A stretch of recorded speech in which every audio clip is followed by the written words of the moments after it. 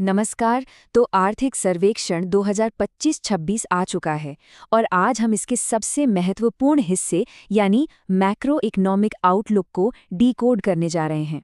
देखिए, यूपीएससी की तैयारी में ये डॉक्यूमेंट कितना ज़रूरी है ये तो हम सभी जानते हैं। तो चलिए सीधे इसको एग्जाम के पर्सपेक्टिव से समझने की कोशिश करते हैं। तो आज हम क्या क्या डिस्कस करने वाले हैं। देखिए, इस पूरे एनालिसिस को हमने एक मेंस के आंसर की तरह स्ट्रक्चर किया है।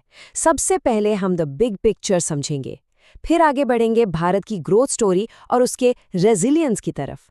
उसके बाद हम देखेंगे कि फिस्कल कंसोलिडेशन का पाथ कैसा है, और हाँ, प्रीलिम्स के लिए जो क्विक फैक्ट्स हैं उन पर भी नजर डालेंगे। और आखिर में सबसे इम्पॉर्टेंट, इस सारी जानकारी को मेंस और एसए में इस्तेमाल कैसे करना है। तो सबसे पहला सवाल, आखिर ये इकोनॉमिक सर्वे है क्या और ये इतना महत्वपूर्ण क्यों है? देखिए, सीधे शब्दों में कहें तो ये सरकार का एक ऑफिशियल रिपोर्ट कार्ड है। बजट से ठीक पहले ये देश की आर्थिक सेहत का पूरा लेखा-जोखा और आने वाले समय का विजन पेश करता है। और इसीलिए चाहे प्रीलिम्स हो, मेंस हो या इंटरव्यू, तीनों स्टेजेस के लिए ये डॉक्यूमेंट बेहद जरूरी हो जाता है। एक चीज समझना बहुत जरूरी है, इकोनॉमिक सर्वे सिर्फ डेटा या आंकड़ों का कलेक्शन नहीं है, बिल्कुल नहीं। ये एक डायग्नोस्टिक टूल है। मतलब ये आपको सिर्फ क्या हो रहा है नहीं बताता, बल्कि ये भी बताता है कि क्यों हो रहा है। इसके जरिए ना हम सरकार की इकोनॉमिक थिंकिंग को, उसकी सोच को काफी गहराई से समझ पाते हैं। तो इस साल के सर्वे का सेंट्रल थीम क्या है? दो शब्द हैं, इन्हें दिमाग में बैठा लीजिए। रेजिलियंस यानी लचीलापन और कंसोलिडेशन यानी समेकन। मतलब क्या हुआ? मतलब ये कि एक तरफ जहां पूरी दुनिया आर्थिक चुनौतियों से जूझ रही है, वहीं इंडियन इकोनॉमी ने काफी मजबूती दिखाई है, और दूसरी तरफ सरकार अपने वित्तीय घाटे यानी फिस्कल डेफिसिट को कंट्रोल करने के पथ पर भी आगे बढ़ रही है। यही दो मुख्य बातें इस पूरे सर्वे की नींव हैं। चलिए, तो अब अपने पहली पिलर पर आते हैं, भारत की ग्रोथ स्टोरी का लचीलापन यानी रेजिलियंस। इसकी पूरी कहानी आपको सर्वे के चैप्टर 1 में मिलेगी। अब ये चार्ट देखिए, मेंस के आंसर के लिए ये एक बहुत ही पावरफुल पॉइंट है। चार्ट साफ साफ दिखा रहा है कि ग्लोबल ट्रेड में सुस्ती के बावजूद इंडिया का एक्सपोर्ट इंजन मजबूत बना हुआ है और जीडीपी में इसका शेयर, इसकी हिस्सेदारी स्टेबल है। ये हमारी इकोनॉमी के एक्सटर्नल सेक्टर के लिए एक बहुत पॉजिटिव साइन है। और हाँ, इस बात पे जरूर ध्यान दीजिए, ये सिर्फ एक रिकवरी नहीं है कि पैंडेमिक के बाद हम वापस आ गए। नहीं, ये एक सस्टेन्ड, एक लगातार अच्छा परफॉर्मेंस है। ये हमारे एक्सटर्नल सेक्टर की स्ट्रक्चरल स्ट्रेंथ को दिखाता है। इस डेटा पॉइंट को आप अपने आंसर्स में एक ऑप्टिमिस्टिक इंट्रोडक्शन देने के लिए यूज कर सकते हैं। बहुत अच्छा इंपैक्ट पड़ेगा। चलिए, अब चलते हैं अपने दूसरे स्तंभ यानी पिलर की तरफ, फिस्कल कंसोलिडेशन यानी राजकोषीय समेकन। याद रखिएगा, GS3 के लिए ये एक बेहद बेहद इंपॉर्टेंट टॉपिक है और चैप्टर 2 इसके बारे में हमें ठोस सबूत देता है। ये जो चार्ट आप देख रहे हैं, ये हमारी फिस्कल स्थिति की पूरी कहानी एक बार में बता देता है।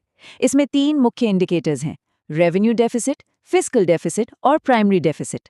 बेसिकली सरकार की कमाई और खर्च के बीच का अंतर।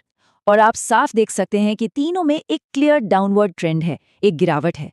ये फाइनेंशियल डिसिप्लिन की तरफ एक मजबूत कदम को दिखाता है। जब आप GS3 का आंसर लिखेंगे तो ये चार्ट आपके आर्ग्यूमेंट को सब्सटैंशिएट करेगा, उसको वजन देगा। ओके, अब प्रीलिम्स के पर्सपेक्टिव से प्राइमरी डेफिसिट ये टर्म बहुत इंपॉर्टेंट है। इसकी डेफिनेशन को ध्यान से समझिए। जब प्राइमरी डेफिसिट कम होता है, इसका मतलब है कि सरकार जो उधार ले रही है उसका बड़ा हिस्सा पुराने कर्ज का ब्याज चुकाने में नहीं जा रहा, बल्कि नए प्रोडक्टिव कामों में लग रहा है। और ये आर्थिक सेहत के लिए एक अच्छा संकेत है। सर्वे एक और बहुत ही सिग्निफिकेंट ट्रेंड की तरफ इशारा करता है। सरकार के टोटल खर्च में कैपिटल एक्सपेंडिचर, जिसे हम पूंजीगत व्यय कहते हैं, यानी कि इंफ्रास्ट्रक्चर, रोड्स, पोर्ट्स जैसे एसेट्स बनाने पर जो खर्च होता है, उसका हिस्सा लगातार बढ़ रहा है। अब ये 12% से भी ज्यादा हो गया है। मीन्स के आंसर के लिए ये एक जबरदस्त एनालिटिकल पॉइंट है। यहाँ बात सिर्फ कम खर्च करने की नहीं है, बल्कि बेहतर खर्च करने की है। इसे कहते हैं क्वालिटेटिव शिफ्ट। फोकस रोजमर्रा के खर्चों यानी रेवेन्यू एक्सपेंडिचर से हटकर फ्यूचर के लिए एसेट्स बनाने यानी कैपिटल एक्सपेंडिचर पर जा रहा है, और यही लॉन्ग टर्म ग्रोथ की नींव रखता है। तो चलिए अब एक रैपिड फायर राउंड करते हैं, कुछ ऐसे की फैक्ट्स और टर्म्स जो इन चैप्टर्स से सीधे प्रीलिम्स में सवाल बन सकते हैं। प्रीलिम्स के लिए इन 4 पॉइंट्स पर खास ध्यान देना है। पहला, फिस्कल डेफिसिट का टारगेट क्या है।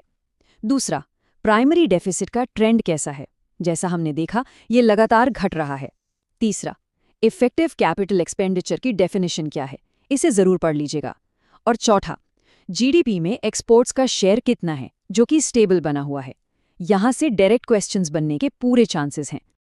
तो चलिए एक प्रैक्टिस क्वेश्चन देखते हैं। प्राइमरी डेफिसिट का सही डिस्क्रिप्शन क्या है? सोचिए। सही जवाब है B, fiscal deficit minus interest payments. यह डेफिनेशन बिल्कुल याद कर लीजिए, भूलना नहीं है। ओके, अब आते हैं सबसे जरूरी हिस्से पर। अब तक जो भी हमने समझा उस इंफॉर्मेशन को मेंस के आंसर्स, एसेज और हाँ इंटरव्यू के लिए इस्तेमाल कैसे करना है। इस डेटा से आखिर एक मजबूत आर्ग्यूमेंट कैसे बनाया जाए? देखिए, मेंस में हमेशा एक बैलेंस्ड पर्सपेक्टिव, एक संतुलित नजरिया जरूरी होता है। सर्वे एक आशावादी, एक ऑप्टिमिस्टिक पिक्चर पेश करता है, जो ठीक है, लेकिन हमें चैलेंजेस को, चुनौतियों को भी आंखों से ओझल नहीं करना है। जैसे कि फिस्कल डेफिसिट में अभी भी रेवेन्यू डेफिसिट का कंपोनेंट काफी ज्यादा है, या फिर ग्लोबल एफडीआई फ्लो में कमी आ रही है। एक अच्छे क्रिटिकल एनालिसिस के लिए आपको ताकत और कमजोरी दोनों पहलुओं को सामने रखना होगा। और ये जो पॉइंट्स हैं, इनका इस्तेमाल आप सीधे सीधे अपने GS3 के आंसर में वे फॉरवर्ड या कंक्लूजन लिखने के लिए कर सकते हैं। इससे आपका आंसर एक सुलझा हुआ और पॉलिसी ओरिएंटेड लगेगा। एक और बहुत ज़रूरी बात, इस सर्वे के जो फाइंडिंग्स हैं वो सीधे सीधे पिछले सालों में फिस्कल पॉलिसी पर पूछे गए सवालों से जुड़ते हैं। जब आप उन PYQs को आंसर करने बैठेंगे तो चार्ट 2.1 और 2.6 से मिला डेटा आपके आर्ग्यूमेंट्स के लिए एक सॉलिड एविडेंस का काम करेगा। आपके पास कहने के लिए कंक्रीट पॉइंट्स होंगे। अब यहाँ देखिए, आपके लिए कुछ रेडीमेड लाइंस और आर्ग्यूमेंट्स हैं। आंसर एनरिचमेंट के लिए ये बहुत काम आएंगे। इन्हें आप अपने आंसर्स में सीधे इस्तेमाल कर सकते हैं, ताकि आपका आंसर और ज़्यादा इम्प्रेसिव लगे और आपको बेहतर मार्क्स मिल सकें। और आखिर में एक बड़ा सवाल जिसके साथ मैं आपको छोड़ना चाहता हूँ। ये सवाल इस पूरे एनालिसिस से निकल कर आता है और ये आपके एसे या इंटरव्यू का टॉपिक भी बन सकता है। सवाल ये है, क्या बढ़ती हुई ग्लोबल अनसर्टेनिटी और घरेलू ज़रूरतों के बीच भारत का ये ग्रोथ और फिस्कल डिसिप्लिन का बैलेंस सस्टेनेबल है? क्या ये आगे भी चल पाएगा? इस पर ज़रूर विचार कीजिएगा। अगले पार्ट में हम सर्वे के बाकी चैप्टर्स का एनालिसिस करेंगे। धन्यवाद।